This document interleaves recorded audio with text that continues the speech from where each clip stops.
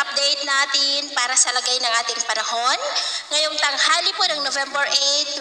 2024 na kung saan sa ngayon ay palayo na po ang bagyong si Marce dito po sa ating kalupaan at sa susunod po ng mga oras ay makakalabas na po yan sa ating area of responsibility. Nasa layo na po ngayon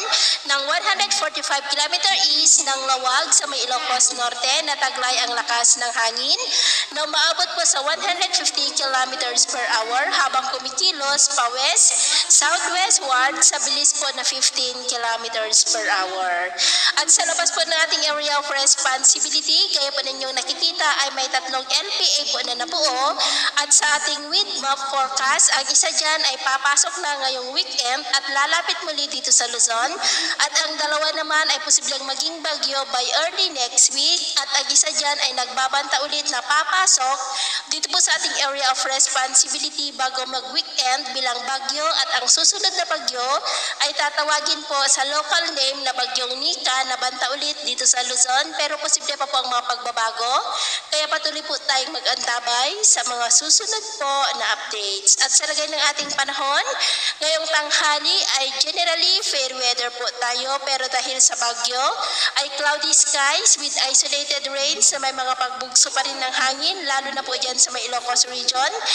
Ilang bahagi po ng Benguet, ilang bahagi ng Isabela, Cagayan, maging po sa ilang bahagi ng Central Luzon. At dahil naman sa mga localized thunderstorm ay cloudy skies with isolated rains sa ilang bahagi po ng Quezon at Oriental Mindoro. At mamaya po ay generally fair weather pa rin sa malaking bahagi na ating bansa pero may tsansa pa rin ng cloudy skies with isolated rains sa ilang bahagi ng Cagayan, La Union, Benguet, Central Luzon, Quezon, Mindoro provinces, Aklan, Antique, Negros, Northern Samar, Northern Mindanao, Sorsogon at Davao. Kaya mag-ingat po tayo sa mga banta po ng mga pagbaha at pagguho ng lupa. Ito naman po mga baybayin, iwasan na muna natin ang papalaot sa buong seaboard po ng Luzon dahil ang mga alon dyan ay posibleng aabot pa rin hanggang po sa 4 to 10 meters height. Kaya hanggat maaari ay iwasan na muna natin ang papalaot dyan sa mga may kulay pula para mas makaiwas sa mga sakunang pangkaragatan.